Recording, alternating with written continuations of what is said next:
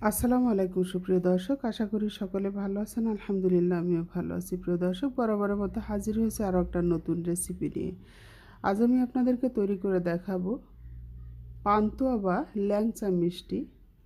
অনেক সময় আমরা মিষ্টি তৈরি করলে ভিতরে শক্ত থাকে বা ঠিকমতো ফুলতে চায় না, আবার ফুললেও ঠান্ডা হওয়ার পরে মিষ্টি চুপসে যায়। সে সমস্ত ঝামেলা থেকে মুক্ত থাকবেন যদি আমার এই রেসিপিটা প্রথম থেকে শেষ পর্যন্ত আপনারা ফলো করেন। তাহলে দেখতেই পাচ্ছেন কতটা সফট এবং সুন্দর হয়েছে, অত্যন্ত সুন্দর লুক এসেছে, ভেতরটাও কিন্তু রসে টয়টুম্বুর।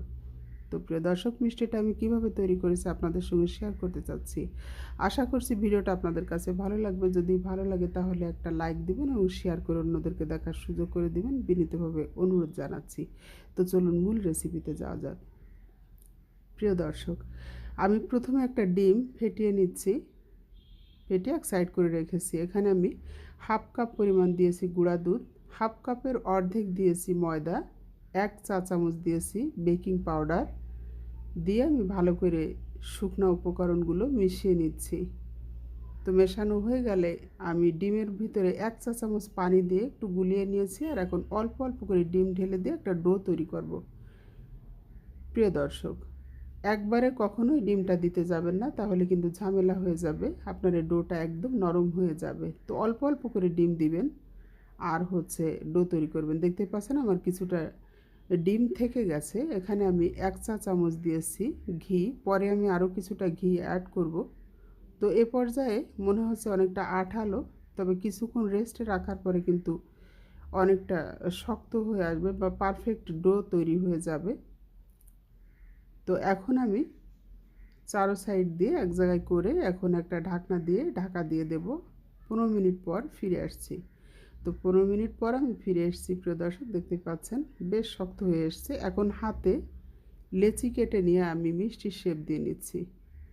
তো এটা ল্যাংচা বা পান্তুয়া মিষ্টির শেপ দিচ্ছি, আপনার চাই গোলাপ জামুনের শেপ দিতে পারেন। তো এই মিষ্টিগুলো তৈরির সিস্টেম কিন্তু একই। তো সেমভাবে প্রত্যেকটা মিষ্টি তৈরি করে নিয়েছি। আর চুলায় আমি তেল বসিয়ে দিয়েছি একটা ফ্রাই প্যানে। তবে তেল আরও একটু বেশি দিলে ভালো হতো, কারণ মিষ্টিটা ডুবো তেলে ভাজতে হয়। তেলটা কিন্তু আপনার আঙুলের সহনীয় গরম থাকবে, সে অবস্থা মিষ্টিটা দিবেন। তা না হলে উপর থেকে কুক হয়ে যাবে, ভিতরে কাঁচা থাকবে। আর কিছুক্ষণ পরে দেখবেন মিষ্টিগুলো নিজে নিজেই তেলের উপরে ভেসে উঠছে। তো সে পর্যায়ে একটু নাড়াচাড়া করে দিতে হবে যেন নিচের সাইডটা পুড়ে না যায়। তো প্রিয় দর্শক, দেখতে পাচ্ছেন আস্তে আস্তে কালার চলে এসছে। তবে প্রথমে একটু আঁচ বাড়িয়ে দিতে হবে, লো থেকে একটু হাই রাখবেন। যখনই মিষ্টিগুলো ফুলে উঠতে শুরু করবে তখনই আঁচ কমিয়ে দিতে হবে। আমার মিষ্টি ভাজা হয়ে গেছে আর আমার শিরাটা আগে থেকেই করা ছিল। সেই শিরার ভিতরে আমি অল্প পরিমাণ চিনি দিয়ে পানি দিয়ে দিয়েছি। শিরা তৈরির পদ্ধতি আমার পেজে আছে, তারপরও বলে দিচ্ছি, যদি 3 কাপ চিনি দেন তাহলে 6 কাপ পানি দিতে হবে। তো এখন মিষ্টিগুলো দিয়ে দিয়েছি। মিষ্টিগুলো হালকা গরম ছিল আর শিরাটা ছিল টকবগে ফুটান্ত, তার ভিতরে দিয়ে দিয়েছি। আর এখন আমি 10 মিনিট হাই হিটে জাল করেছি আর কিছুক্ষণ একদম হালকা আছে চুলার উপরে রেখেছিলাম। মিষ্টিগুলো নামিয়ে নিয়েছি।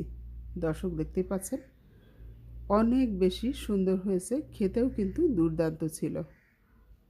একটুও বাড়িয়ে বলছি না, এরকম মিষ্টি কিন্তু আর হয় না।